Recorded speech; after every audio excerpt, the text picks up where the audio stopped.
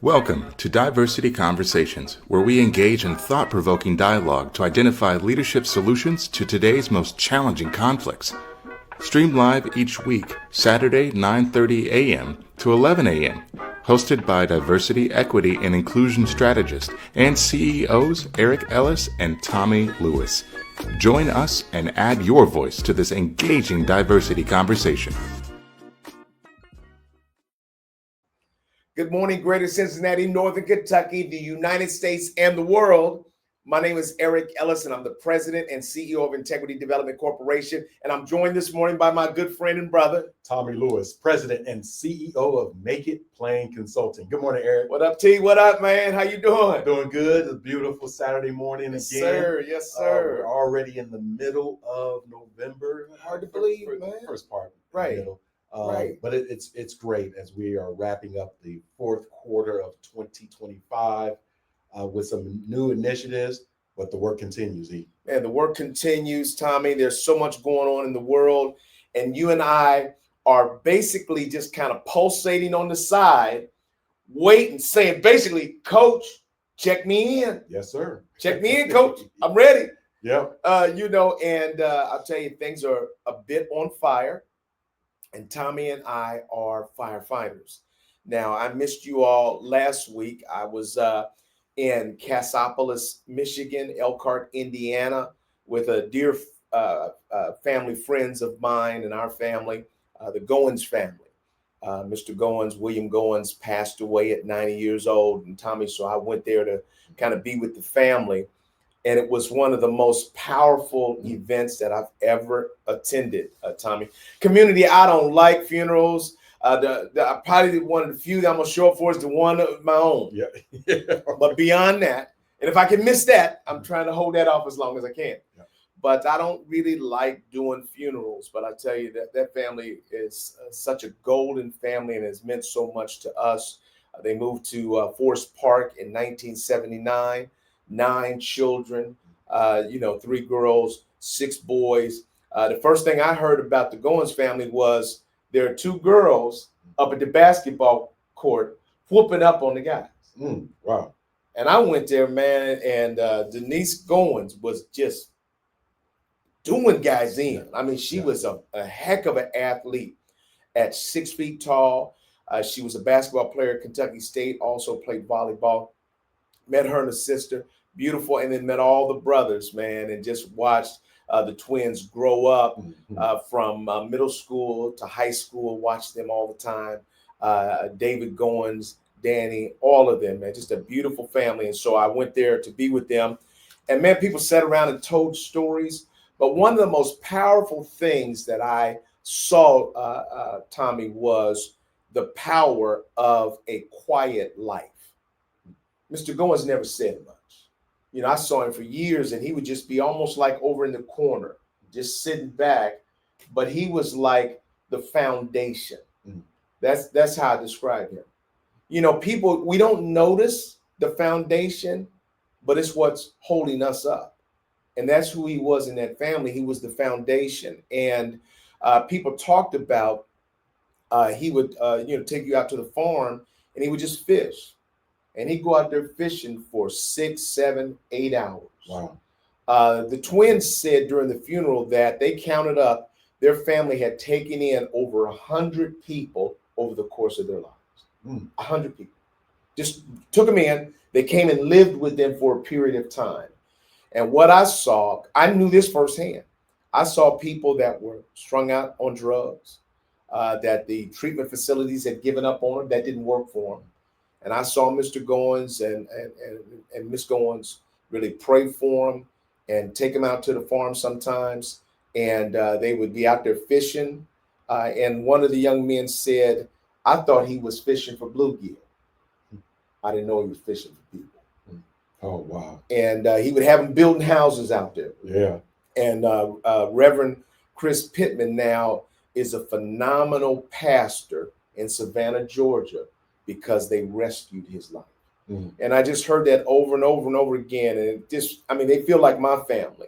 And so it was really a blessing, Tommy, being with them, man, and seeing the fruit of them. You know, their grandson did the eulogy, and that I'll send that to you, Tom. It's one of the finest eulogies that I've ever seen or heard in my life. Wow. It's powerful. Wow. So of the, you said 9 children? Yep. 9 children. Are they all still with us? Yeah. Okay. All 9 of them are still with us. 37 grandchildren. Wow. 25 great grandchildren. That's a life well sown. Right. And he built the house out there. So I went out there and saw the house he built with his hands. He said, he didn't talk much, so I'm not even going to tell anybody what I'm doing. Mm-hmm. I'm going to build the house so my children will come out here on this land that our family has owned for 170 years. 170 years. 70 acres out there. That's incredible. Incredible. One of the first families to own land. That's incredible. Yeah, one of the first black families to own land. This is in Michigan? Yeah. My goodness. 70 acres. He built a house, then he built a little barn, and he would just sit out there and just look out into the field, and just peace was out there and water. Built a house for his cousin out there too, who's still alive. And I mean, it was just a phenomenal experience to see this place that was envisioned and to see the hand of God that was on this family and see it work its way down through the children.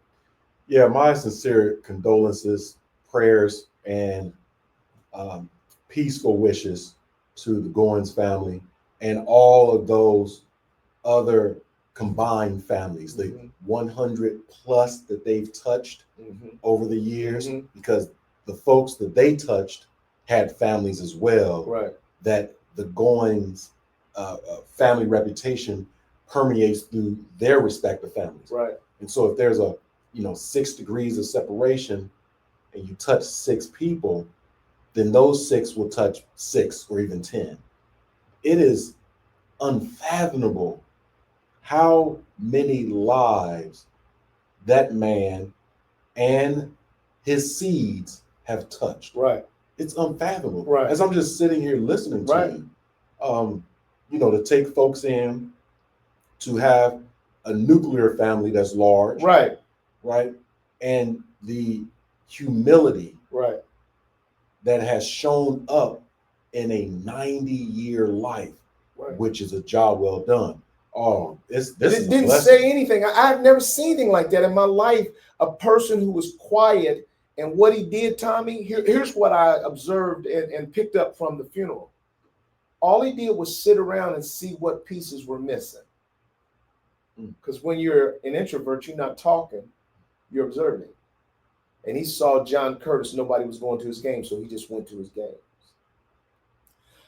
They had me cracking up, though. John Curtis talked about a prayer meeting. He said, and your mother, Eric, this was the combination of the family. Your mother was the ringleader. So it was Miss Goins, all her sisters, and they were having a prayer meeting. So he said, all of us kids was outside playing. He said, and my cousin said, man, I got to use the restroom. He said, what you got to do, man, number 2 and number 1. He said, man, I got to beat. He said, well, do that on the side, man. Don't go in the house. They doing something in there. He said, they doing something. He said it like that. And he said, his cousin said, man, I don't care, man. I got to go to the restroom. I'm going inside. He said, no. I tried to tell him. He said, he went up the steps. He said, went on in there. And he said, we were playing. He said, about 45 minutes later, we said, what happened to our cousin? So he said, I snuck in the house and crawled up the step on my stomach. He said, when I got to the top, I looked over there and all the women, he said, it was praying in tongues and everything. He said, and I saw a body on the ground and a blanket over top of it. He said he was under a blanket. He said, so I was like, they have the prayer meeting and everything. He tried not to get caught. He said he heard him first. He said, then finally, he said his cousin raised up the cover and said, help me. Help me. He said, I put my head around the corner like a turtle head out the shell and slid on back down the steps. That was the funniest, man. I just hollered because it reminded me of the Black family and the importance of religion and how they were going to get you right. Yeah. And here's the thing, at that age, all of us were running from the church. We were running from prayer. But look at the impartation and what was built from that. Yeah. Every one of those children now have a real respect for God and the power of God. And I told him, I said, the legacy that your parents put in you, you're going to continue that. And I think it's Wyatt that is taking in some of his daughter's friends. Wow. Community, I tell you, that's one of the things that we've gotten away from, is looking out for each other and being willing to take in. I mean, you got 9 kids, you ain't got really room. Yeah. But they're making room for another life. And here's what they said. They said the Goins parents, they would feed you, they would whip you, and they would have you working early in the morning, cleaning baseboards and things, and you loved it. Wow. I mean, that's just phenomenal. And so in honor of them, certainly just want to say that. And the title of our show is really reflecting on our worth. Tommy, how was your week? Yeah, my week, Eric, was pretty busy as well. And I had a great opportunity, as I always do, to facilitate a retreat. And this time it was a team building retreat with Kelly Youth Services. So we've had Joe Kelly, the founder, president, and CEO, and his beloved wife, Tiffany Kelly, on the show before. Mm-hmm. And Kelly Youth Services provides love, clothing, shelter, and all the other wraparound services for our young people who are in transition. Mm-hmm. Those, i.e., foster homes, or really those youth homes. And so we wanted to bring together their leadership team, about 12 individuals. And I typically facilitate a series of professional development training for them. Just 1 hour every month, and we've been partnered for some time. This time we said, time out. Some of the curriculum is redundant. Literally, we've gone back to it because they've had a few new folks, and we want folks to have a baseboard, a base of competence. So now we're in that redundancy, and we looked around the 12 people, and, oh, these are the same 12 people. And they came to me and said, can we do something different? Absolutely, because everyone has done this. Right. We'll do a retreat, a team building retreat that's going to be 95% interactive. And what we learned is in the fun, interactive exercises, right? Where you have to communicate, you have to collaborate, you have to speak and listen. Right. So you have different personalities, Eric. And those personalities showed up. Okay. And they showed up, and it's all good. Right. They showed up. But what I learned is, from my value perspective, I do not always have to speak. Right. I don't. Absolutely. And so as I'm introducing the exercise for the group's learning, right, I introduce it and then turn it over to them for 20 minutes. And so I'm observing, right? I'm just observing, taking some mental notes, right? As I prepare for the debrief. That's why I'm going to go into some questions. Right. And after the second activity, and I had identified about 6. After the second activity, folks will go back to their seats. It's only 12 of us. It's an intimate group. Right. Breathing hard. Right. That was good. Right. Because competitive. Right. And I wish we could have solved it better and faster. Right. It seemed like an easy activity. Right. But we were struggling, and I'm like, okay, be quiet. And then they turn to me, because I'm the facilitator. They turn to me, ready for me to ask a question. So what could we have done differently? And then boom, they jump into the conversation.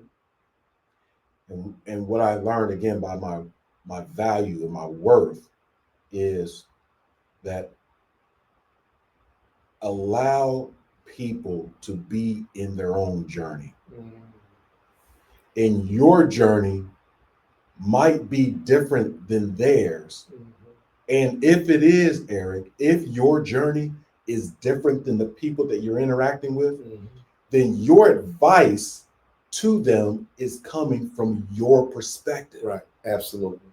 And that's it. Wow. It may not be caring for them. Right. It may be telling them, hey, here's how I made it through, although the journey may be different. Right. And so I simply ask questions about where they were in their journey. Mhm. And after about 3 or 4 questions, Eric, folks got silent. And that's when I felt my worth. They got silent because I saw them thinking. Mhm. I saw heads go back. Right. I mean, all at the same time, like Right. the spirit had come over all of them, Right. Eric, and they were all, from the CEO Mm-hmm. down to the newest person Mm-hmm. that's been there within the year. Mm-hmm. Wow. Heads looking up. A couple of folks put pen to pad. And I jump in with, all right, let's take a 10-minute break. Mm-hmm. Okay. Not adding any other noise or language, Mm-hmm. but let them privately or collectively unpack it. Mm-hmm. Let's take a 10-minute break. Some folks jumped up, went to the facilities. Some folks started to continue the conversation over the table. Some folks simply grabbed their coffee and kind of walked off. Mm-hmm. Yep. That's powerful, Tommie. Now, let me say this to your community about that. I was just, Tommie, when you were telling the story, I was thinking about Mr. Goins, because you're an introvert in many ways like he is. And community, in the work that Tommie and I do, you never actually know when those breakthrough moments are going to happen. Yeah, Eric. You want them to happen, but you actually never know when they're going to happen. And so you have to be prepared then to pivot and to give the agenda over to the power of those moments. And that's what it sounds like you did, Tommie, is that people were laughing and joking. And before they knew it, some revelation had hit them. Yes, sir. And then as a great artist, Tommie just then, sort of worked that moment so that they could have the deepest impact of their own understanding and learning and revelation that was coming from the activity and the discussion and the questions that you posed. Powerful, man. Yeah, Powerful. Yeah, I appreciate that. And, obviously, Eric, with today's show, really allowing you and I and the community to understand, appreciate, leverage, and apply one's worth. Right. One's worth. And I want to give a shout out again to Tommie Lewis for his guest last week when I was gone. I was like, what? He had Sharon Watkins here from CAA. And Tommie, that was such a powerful episode. You did a fantastic job, man, of moderating that and really just giving her room to talk about what's happening right now in this country, in this city. Yeah. So many needy families because of the SNAP benefits being withheld right now. There are a lot of people, man, that are lining up in food pantries and everything. Tommie, I was so moved by the show that I contributed. I reached out again to the Free Store and contributed $100, man, just, right away, because I was moved by what was happening on Diversity Conversation with Tommie Lewis and with Sharon Watkins. Community, that's what Tommie and I are talking about, is really when you hear us talking about building up these innovative things that we might be able to garner greater resources. In many ways, it's so that we can reinvest those into initiatives and efforts and the needs of others. We're going to ask Lydia, why don't you bring up our slide deck? And again, today, Tommie and I have been talking about it. And one of the things that we wanted to do today was to encourage you to reflect on your worth and what are the things that really ultimately define our worth.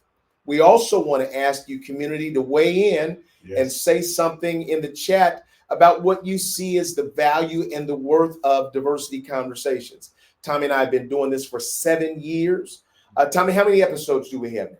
We have a little bit north of 370 episodes, Eric. Right.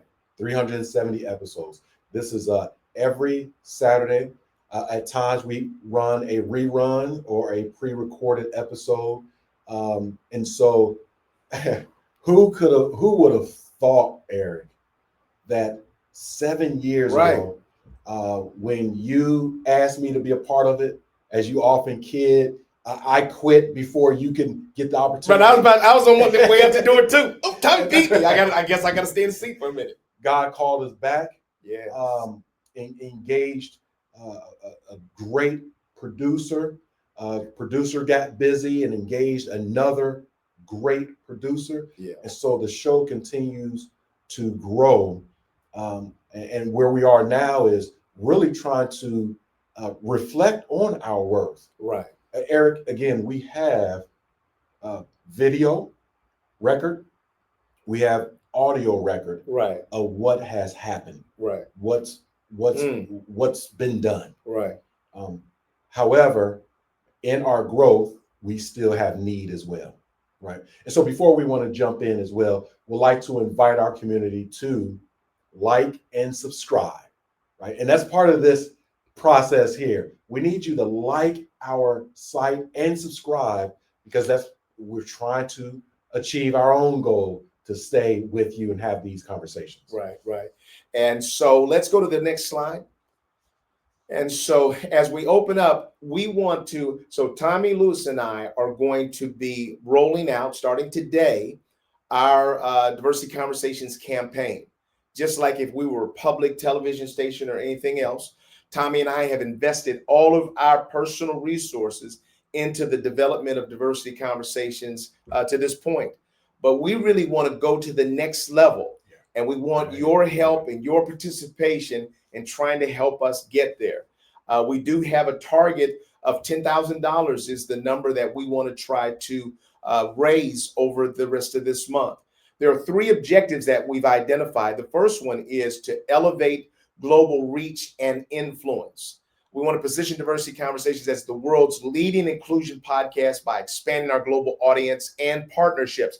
Right now, last year, Tommie and I were, Diversity Conversations was ranked 3rd globally of all inclusion podcasts. We want to get to number 1. Yes, sir. Right now, there are people that are actually seeking us out to get their clients to be guests on Diversity Conversations. Our strategy is to collaborate with global networks to feature diverse thought leaders, to leverage targeted marketing to increase global audiences, and to increase listenership viewership by 50% over the next 12 months, and build strategic sponsorship alliances and amplify our message internationally. Many of you, Tommie and I have done this because you said it. You know, every time I talk to T. Cooley, he says, you all are global. Yeah. And so we believe that with all the craziness that's happening in the world, that our community is one of the best communities there is on planet Earth. And we want your voices to be heard as well. And we believe there's a calling for us to go to another level. I'm going to tell you, community, too often we are comfortable where we are, just doing something that is local and that blesses. Tommie and I have been blessed. Yes. For the last 7 years. Yeah. I mean, when the podcast goes off, we'll talk for another hour, 2 hours. We'll be in here crying because we were moved by what you all said, the questions you asked, the conversation that we had, the way the Spirit moved. And we really believe that there's value in trying to share that with everybody. Tommie? So I want us to continue to know, and this is just a reminder, that Diversity Conversations is a conversation about any and everything. That's right. And so if you're a human and on this earth, right, we can have a conversation. Absolutely. Right. About any and everything. It's not only about one thing. Right. So some people may want to pigeonhole the term diversity, right? And oftentimes that's an American concept. Mm-hmm. But if you look at the global landscape, and that's where we're trying to grow, right, number 1 in the world, that we have different people, different cultures, different experiences that we would like to spotlight. We've had guests, Eric, from the south of France, Europe, from Asia, South Africa, right. South America, right? These are folks that say, wait a minute, I may have an image of the US, right, but these 2 brothers and the community that's engaged with them, is something I want to latch on to. That's right. That's our worth. Right. And so we are going to, this month again, we're going to invite our community as well as ourselves to invest in the global resource.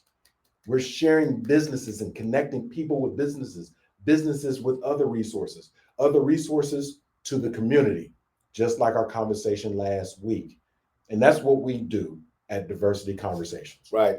I established an initiative out of this, people-to-people business stimulus.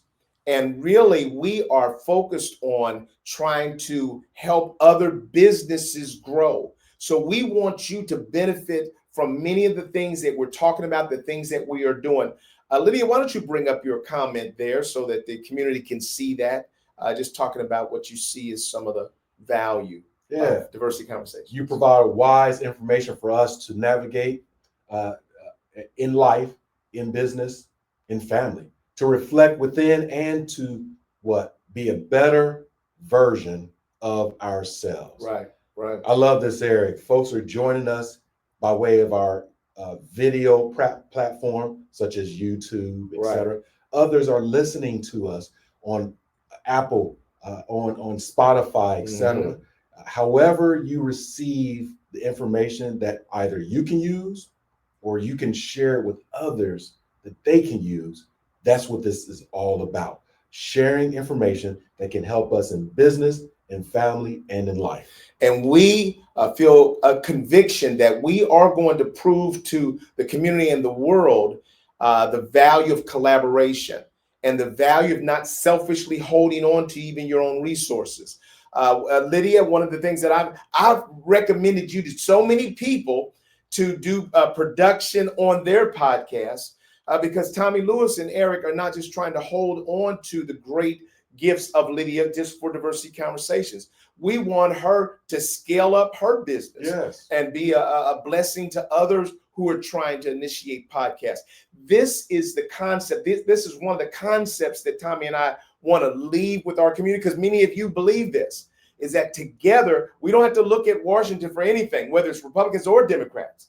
Really, God has said we need to tap into each other. Let's bring back up our slides, and we'll go to sort of the first two things to look at. Let's go to the next slide. And so as you look at trying to identify your own worth, I think in parts you can look at it through the alignment lens. Am I living according to my values and purpose? And these are some questions that we want you to think about and respond to. Do my daily actions match my deepest values? Are my relationships, work, and lifestyle aligned with who I want to be? And then what would my 80-year-old self thank me for? So community, I want you all to just take a moment to think about that. Tommie, how would you respond to that, the alignment lens?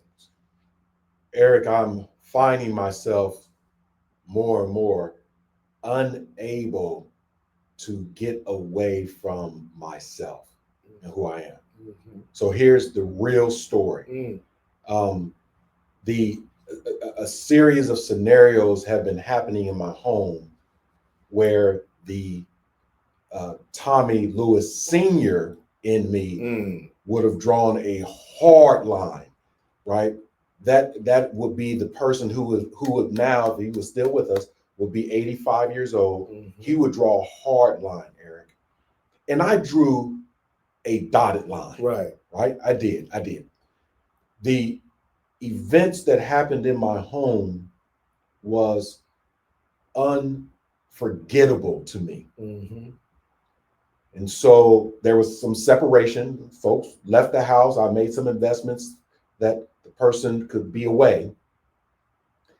That person is working through something that they will not return from. In other words, they have a high need for food, clothing, shelter, and transportation.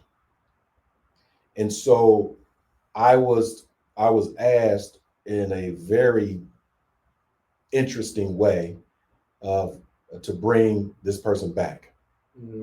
And I was able to go to prayer several days consecutively, and one of my prayer days was at work at 6 o'clock in the morning. I was the only one at the office. Mm-hmm. And I was overwhelmed by the Holy Spirit. Mm-hmm. And Eric, when I get overwhelmed by the Holy Spirit, which I know is to be absolutely true, Right. I lock up and I lose my breath. Mm. I know what the Holy Spirit says to me. And in the 12 years that we've been in our home, when you leave our home through the garage door, I keep a Bible there. Mm-hmm. And I had to take that Bible. Mm. This is every day Right. for 12 years because I put my hand on the Bible to protect me as I go into the world. Yeah. And so I took my Bible from that place, first time in 12 years, and I took it to work with me so I can have my praise and worship. Mm. Now, the individual has returned back into the home, and I am at peace. Mm. Wow. I have praise forgiven, God. but I haven't forgotten. Right. And so God says, you are one that forgives. You're also one that has long memory. Mm-hmm.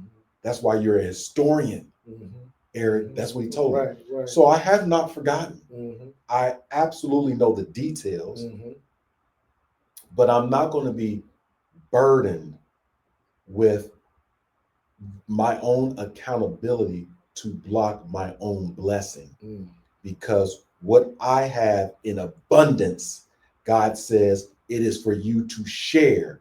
That's why I've given it to you in abundance. This is your worth.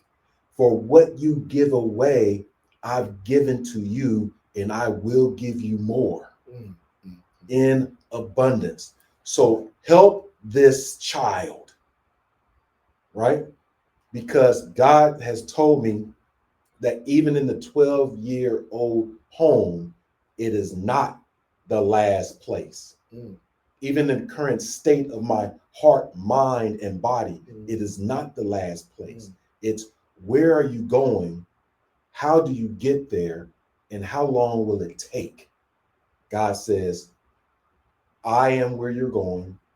I know what it takes, and not long. Community, I want to say something to you all because you see Tommie Lewis and Eric, you see us show up week after week. We're very good friends. We love each other as brothers. And my interest is in doing whatever I need to do to support Tommie Lewis. And so sometimes I just put that support on autopilot. And so Tommie called me up and he was telling me about this situation. And before he got the what he was going to say out, I started saying, Tommie, we with you, man. Da, da, da. And I was on last week's page. All good because I'm trying to support Tommie. But here's the thing, that when God moves on a heart and when God moves on a situation, he takes you to the place where the Goins family said, I counted, we took in over 100 people. Those weren't all easy. No, sir. Most of those were troubled situations and inconvenient. We live in a day and time where we ain't trying to do inconvenient. So I was on the page of Tommie, we don't have to do inconvenient. And Tommie said, God spoke to my heart. I hope y'all don't believe that that's just words that Tommie and I easily say. Yeah. When God speaks to your heart, he will take you in a direction that your flesh wasn't going. Yeah. Say it. Your flesh wasn't going there. Say it. And mine wasn't going there. And T was ready to come from the West Coast on down here to help out. Yeah. I mean, all of that was our flesh talking, our natural man talking. But when God moves upon our hearts, and the thing I know about Tommie is a man that's very sensitive to the will and the spirit of God. And when God says something, and Tommie, I've learned this from you. You know that your blessings are dependent on it. Yes. That's the way Tommie makes decisions. Yeah. When God says something, he said, obey. He said, everything that I've been given And everything that's to come is dependent upon me doing out, fulfilling what God has spoken to me in my spirit. And when you said that, it's a powerful thing. It's just like God calling me to pray for Trump and to love him. Absolutely. There's nothing in me like that. I have my fingers crossed. Okay, God. And but God calls us to do hard things because our faith can activate change in the world. And I'm just grateful, Tommy. I'm very, very grateful that you're not just a hearer of the word, but you're a doer. Yeah, Eric, we need folks, not just me, not just you, but we need folks to stand up when their worth is devalued, or others' worth is devalued. And so, yeah, Lydia, you can pull your comment up as well, because I want the world to know this about. I saw this too and heard the speech. Question is, have you heard what happened with Miss Mexico, right? She is an example in that alignment living according to your values and purpose, regardless, very inspiring. So there was a situation, you have a beauty pageant, and beauty is not only on the surface, right? It's also inside, right? It's character, right? Is beautiful too. Strong character is beautiful. That's the main thing. So you had another individual who had a role of authority, so-called, right, quote unquote authority, and this individual, a male, decided to publicly chastise this beautiful woman in the midst of her peers who were and have been saying that, yeah, we're in this pageant, we're finalists, right, for this world recognition. We are more than our surface beauty. Right. And because you are this other man, you're attacking the core integrity, value, and worth of our sister. Right. Another human being. Right. Publicly. Right. What are you doing? Right. Miss Mexico, she decides to abort, literally, to dismount the environment. And hey, I would like to be recognized. I would like to win this competition, but not at this cost. Right. So there's a difference between value and worth and cost. Right.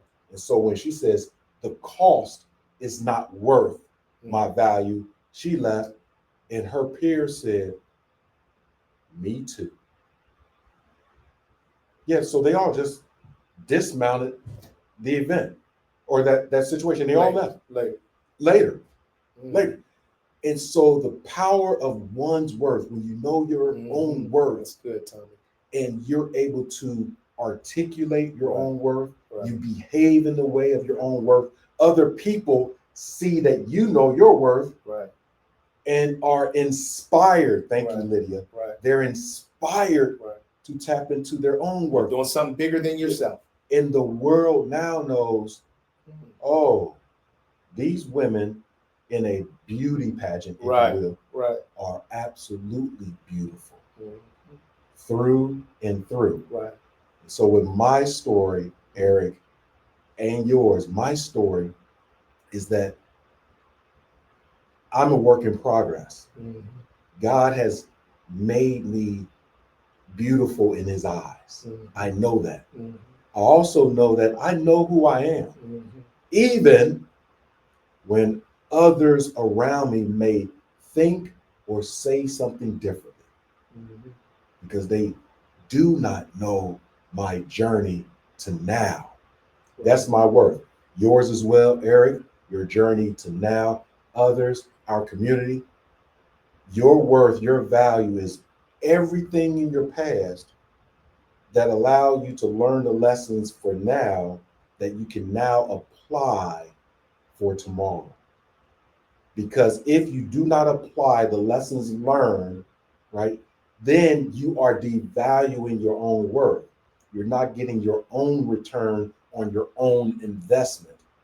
We as individuals have to invest in self first, self-worth, self-esteem, to then say, hey, would you, outside of me, invest in me by way of leveraging your network, making financial contribution, or simply waking up Saturday morning, Right. and listening to two brothers talk?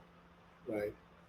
But I tell you, Tommy, I am just so grateful to be hosting alongside a brother that is not just living convenient values. Indeed.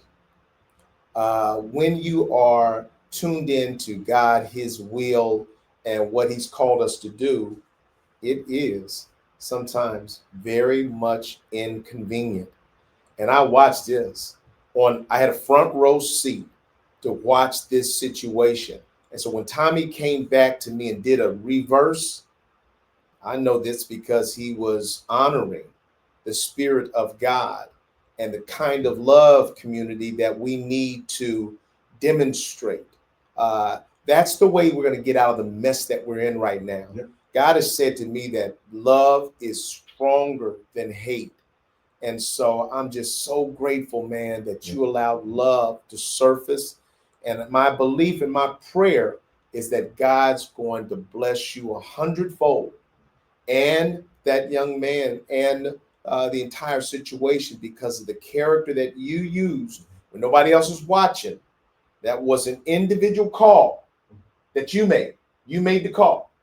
And it was the right call, man. And I was like, I really got taken back because it was so different than what I may have done, what you may have done a week earlier. But you were listening. So let's pull up the next. Go ahead. And as we continue, Eric, we'll pull it up. I would say this, that there was one comment that was shared that it's a prompt. In that first prompt, do my daily actions match my deepest values? And so there was a comment that was made to me in the heat of the discussion of two comments. One was, I see you. Right. And this person was looking at me directly and said, I see you. Right. That's something. And when they said it, I didn't have any reaction to that at all, Eric. I didn't. Literally, I didn't. Right. Even in the rage of the moment. Right. Because God had put a shield around me, right, that I did not internalize what was being said. I'm telling you right now, I heard, I see you, but I didn't hear it. It was language that was blocked. So I didn't have any emotional response. And now in reflection, God had put a shield around me that this person does not see me. And that shield around me, and God was looking down. God says, I see you and I know you. Exactly. Right? So I'm sitting there and kind of right. stunned. Right. And then I was told, right, it says, I know who you are. I see you and I know who you are. God pulled back the shield and I heard, I know who you are. Man. And emotionally, and God knows me, Eric, emotionally, I said to myself, and I said out loud, wait till you see who I am. I am the biggest man that you've ever known. And it's not because of my statute. It's not because of my brawn. It's not because of my brain. It's because of my spirit of love. I can love you when I know you hate yourself. This is what I've studied, that hurt people do hurt people. And so when he says, I know you, I said you don't. And what my body language said, Eric, was, I just smiled. That's part of me. That's part of athleticism. You can't win in doing this, Tommy. Oh, watch when I get on the court. Right. But you're only 5'11" and they're 6'9". Watch me. Watch me. Right? You're only 5'7" as a sophomore, 130 pounds, playing varsity quarterback, and they're 6'5", 250. Eric, watch me. Right. I have no fear of that. And God said, that's who you are. You're my warrior. That's your worth. That's Eric Ellis. That's Eric Ellis. Eric Ellis is the one that, if you want it or not, he will wrap love around you. Yeah. Get your hands off of me, Eric. Right. Eric, get your hands off me. Right. All right, I'm gonna get my hands off of you, but then I'm gonna use my wings. Because you're worthy. Because you're worthy. Every Saturday, community, when I sit with Eric Ellis, he is wrapping his wings around us. Someday, we're going to pay attention and listen. And we're inviting you all to say, hey, let's show up, make an investment, see that investment grow, and get our return on investment. And for the wings that are wrapped around us, the prayers that are wrapped around us, the situations and consequences that come from our decisions or lack thereof, is creating our now. Now what? And so, thank you, Tommy. That was just powerful, man. I have to play that back. I have to go back and replay that because it was so powerful.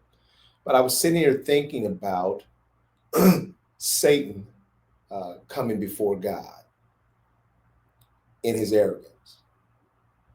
And God saying, but have you considered my servant Job? And so I see Tommy in that situation in your house as God's servant Job. And I see the enemy saying, okay, you God's man. He put you on Front Street. And so he came right into your house and said, I see you. Jesus. And first your flesh responded to that. But then God took you to a whole nother level and said, enemy, you don't see him. You don't know who he is. And then somebody showed up because God said, this is my servant. Have you considered Tommy? And so when you said that to me on the phone, I missed it. Because what God has placed deep inside of us is not always the conversation that we're having. We're men's men. So back and forth, we like, I got a sword. You got a sword too? If somebody come here, man, we getting at the sword and we're cutting their heads off. That's what, we're just having fun. Yep. Talking about what we gonna do. God said, you ain't about to do none of that. Y'all must get that all out your system. I'm gonna take you to a whole nother level. You see, it's what Brene Brown, she said that people too often describe vulnerability as weakness when it in fact is strength. And so what you're showing there is the greater strength. And all I can do is sit back and be in awe of it as a God sighting. So when we really believe in God, he's going to cause us to do things that are inconsistent with the principles of this earth. And I'm just grateful, man, that you're still listening to God, because the Spirit of God is not just moved on you, it's moving on him as well. Indeed. And everybody else, man. I'm really just moved by it. Thank you, Tom. Absolutely. Let's bring those back. I don't guess we'll get through a couple of points, man, and this thing will be over. Tommy, take number two. Number two, so the growth lens, we're asking, am I evolving, learning, and becoming better? So that's the question. And people can ask, how have I grown emotionally, spiritually, professionally, or relationally? Am I more patient? Mm-hmm. That's a powerful statement there. Courageous, loving, or wise than last year, right? And then the final prompt is what people can say or ask, am I willing to unlearn, heal, and adapt? Eric, speak to that a little bit. Any one of those prompts there. Well, I am grateful that I am continuing to grow, to evolve, learn, and become better. I'm grateful that I see the hand of God teaching me. Tommie, I love that, man, because sometimes, in my flesh, in my natural self, I can get on the track, start running and reacting. And when there sometimes are big opportunities before me, sometimes my ADD kicks in and I'm talking too much. And then in the midst of that, I'll hear God say, son, yeah, need you to be quiet. There's something happening here. Yes. And God just did that for me this week. And God showed me something that my eyes couldn't see. And so, community, what I know is that you want to constantly be growing. You want to be evolving, learning, becoming better, because I believe that as I begin to evolve, to grow, to become better, that my ability to influence the world around me becomes more profound. And that's all I want to be, is a vessel that can be used by God. I'm saying, God, you've given me some things. And that's why this business to business stimulus program that God has placed in my heart. And I don't say that lightly, that God has placed it in my heart. I absolutely believe it. And I'm seeing that. When that $1 billion business opportunity came to us, Tommie, we were going through it. A private equity firm gave us $600 million to try to buy it. And the business said, nope, we won't sell to them because we believe they're cheap. So that went away. Then we had another private equity come along with $700 million. And all we needed was $1 billion. So we were, 3/4 of the way there. And then that didn't work out. And the people that were on my team were discouraged by that. And maybe some people might have even felt that God abandoned us. But look at where we are now. If I would have owned that business that we were going to pay a premium for in this environment that is anti-DEI, Tommie, all of the benefit that would have been accrued to us for being a minority business would be gone. Private equity firms are struggling right now, Tommie, because they overpaid for things during high times. And now they have assets that are valued more than they're worth. God speaks, God moves, and we got to listen. And so what I'm seeing right now is that God is saying something about who we are in these times, and he's opening up doors. And so all we have to do is listen to God. God showed me, and the lesson out of this, so people ask, what's the lesson? $1 billion company came, you were praying, it didn't come through. I didn't pray, God, give it to me. I said, God, whatever your will is. And God's will directed us to the safest, best place. And so what the lesson was, is God showed me that I can do anything. In the midst of nothing, I can drop something in your lap that you had nothing to do with, because I'm Almighty God. Then I can take it away because it's not the right thing. But I just wanted to I wanted to teach you, Eric. Indeed. Maybe you don't know who I am. Indeed. And so that's where I am right now. Community, this thing that God has given me around us stimulating our own growth together, that is of God. And I'm saying that to you, the minute you grasp that and you begin to recognize your own responsibility to help others, to think about others, to think. So I'm thinking about Lee, I'm thinking about Tommie, I'm thinking about other people that have businesses. What can I do to help them, to connect them? And now I'm seeing people that God is sending my way who are just following me on social media. And I had people advising me, Tommie, here recently saying, Eric, you got to do this, you got to do that. And I said, hold up, maybe you didn't hear me when I said God said. I'm not just talking. I ain't just saying that. And I'm saying it with my words, but I'm also feeling like should I be taking their advice? Should I be doing this? Should I be trying to Jimmy rig that? And God says, son, I got this. And that's powerful. That's powerful. We'll pull up the slides here as we're rounding third, heading for home Right. for this show, right? And we'll go to the next slide. Right. Thank you. Powerful show. And I'll kick it off here, Eric, and throw it to you. The second point, to the point that you were just making, Eric, that deepen listener engagement and community growth, right? Here's the objective.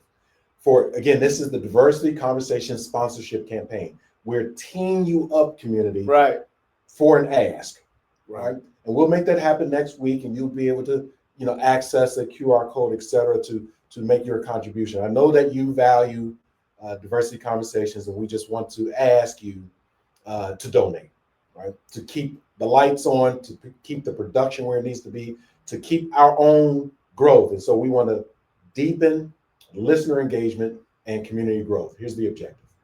Grow our community to 250 plus active subscribers. I think this is doable. Right. Absolutely. A low number, actually. A low number. Right. You just need to subscribe. When we say like and subscribe, we're not saying that so we can put 2 thumbs up. Right. Right. We're saying it's for you to like and subscribe. Mm-hmm. Right? It means a lot. There's some algorithms within the platforms for you to like and subscribe. Mm-hmm. And when there are more subscriptions, then the world sees us differently. Mm-hmm. Right? And our content is what it is. Ooh. We're going to create meaningful interactions among listeners, guests, and hosts, that our guests bring meaningful and impactful information and resources. Sometimes the information is their own story. Mm-hmm. Sometimes it's information that you and I can use and apply, not only in our own respective community, but we may know another person in another community that simply missed the show. Right. And so if you're subscribing, you ask them or invite them to subscribe, then our community grows. Let's grow, Eric, on the positive side. Bingo. And not grow because we're spewing hate, right, or venom or negativity. Right. Let love and positivity win over the negativity. Right. Let me add this. This is a huge revelation that I got. I had a chance to speak on a panel at the Ohio Chambers Conference. Eric Kearney invited me to be on a panel. I went there to Columbus, and I shared some things, but I didn't anticipate what I would take away in terms of learning. There was some social media sort of gurus there, young people that are gurus. And so one of the questions so people said that the way the algorithms work is the more traffic you get, the more they elevate you so that more people can see you. And so I said, well, that seems like a double-edged sword, because they're elevating us, but they're also studying us and taking advantage of, almost robbing our audience. So we're bringing bigger audiences to them so that they can sell stuff and traffic, maybe even unhealthy information to them. Is that actually what we should be doing? And a young person said, no. They said we actually ought to be owning our own content.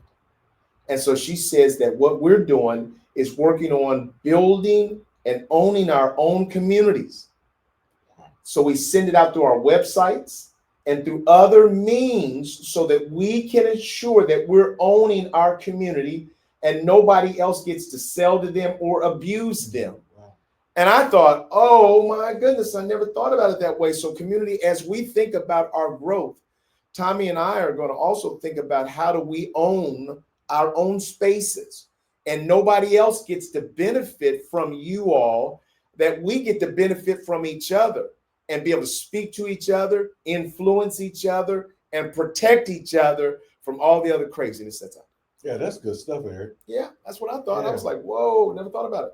Yeah, and so part of our own growth is to be open-minded, right, to those who right, are up on the new trends, right, We are receptive Yeah. to feedback, Right. right? So not only this person, but we talk to Lydia all the time, and Right. she's offering up new learning. Sometimes it's in the moment. Literally, she may go to an event or learn something moments before Right. she talks to us, Right. and it's like a conduit, and I Right. love it. Like, hey, fresh off the press, Right. Right. like that's great stuff. And we do the same thing in our Right. conversations, Right. right? So let's keep that rolling. Right. Well, community, we're going to come back next week Yep. and do a part 2 on this. But we are grateful for you. We're grateful for who you are. We see a brighter future for you, and we want you to be a part of making our future brighter and our impact and influence locally and globally even stronger. And we want to, Tommy, you want to close us out? Yeah, again, thank you, community. Every Saturday, every weekend, joining us, Eric and I, having these, I think, enriching conversations. As we continue our campaign, it is for you.